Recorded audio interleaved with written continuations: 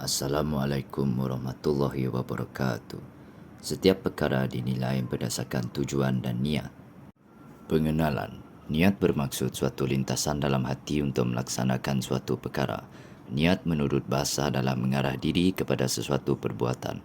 Manakala menurut Dewan Bahasa dan Pustaka pula, niat adalah maksud atau tujuan sesuatu perbuatan. Menurut istilah pula, terdapat beberapa definisi yang diberikan.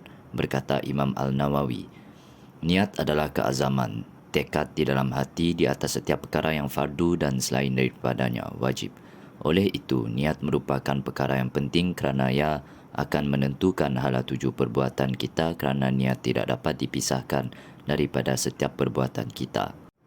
Pentingkah niat? Tujuan niat ialah untuk membezakan perbuatan yang dilakukan sama ada ianya kerana ibadah ataupun adat. Niat adalah sebab untuk mewujudkan atau melahirkan amal. Jika amalan yang dilakukan adalah kerana Allah, maka kita akan mendapat pahala. Namun jika niat selain daripada itu, maka amalan kita adalah sia-sia. Amalan yang memerlukan kepada niat ialah segala perbuatan yang disyariatkan oleh Islam. Terdapat amal-amal yang diwajibkan, disunatkan dan diharuskan ke atas setiap mukallaf. Jadi dengan niat dapat membezakan antara amal-amal tersebut. Dalam amal ibadah terdapat ibadat fardu atau wajib dan sunat. Sebagai contoh, mandi kerana mengangkat hadas dan mandi kerana kebiasaannya adalah sama. Namun apa yang membezakan keduanya adalah niat. Syarat niat. Yang pertama, tahu apa yang diniatkan. Niat tidak akan berfungsi pada perkara-perkara yang tidak diketahui. Contohnya, niat itu menuruti ilmu. Yang kedua, perbuatan mengiringi niat atau niat itu mendahului perbuatan dalam tempoh yang sedikit.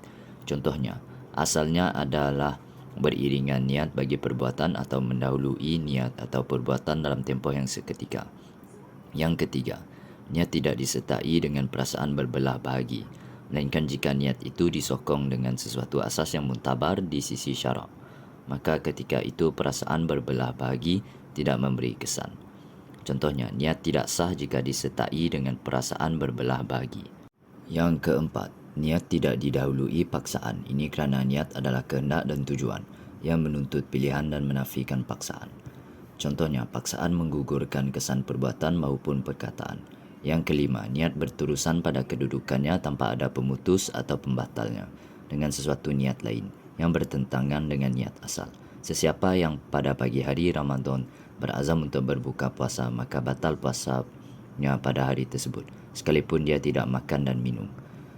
Contohnya, yang wajib adalah mengekalkan hukum niat selain hakikatnya.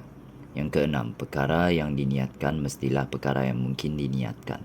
Jika perkara yang diniatkan itu tidak memungkinkan dilakukan, seperti kecenderungan niat untuk masa yang telah lalu atau meletakkan niat ke atas perbuatan orang lain atau seumpamanya.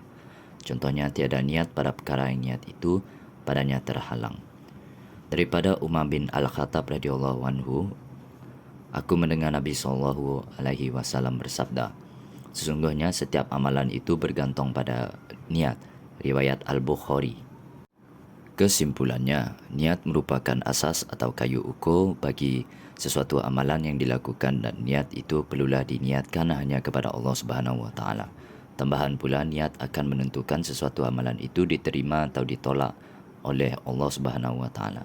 Semoga Allah Subhanahu Wa Taala menyucikan niat dan amalan kita daripada sifat-sifat yang menyebabkan amalan tertolak, serta menjauhkan kita daripada sifat riya, ujub, sum'ah dan lain-lain lagi.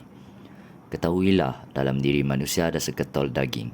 Apabila ia baik, maka baiklah jasadnya, dan apabila rosak, maka rosaklah jasadnya, keseluruhannya itu. Ketahuilah, yaitu hati. Riwayat Bukhari dan Muslim. Assalamualaikum warahmatullahi wabarakatuh.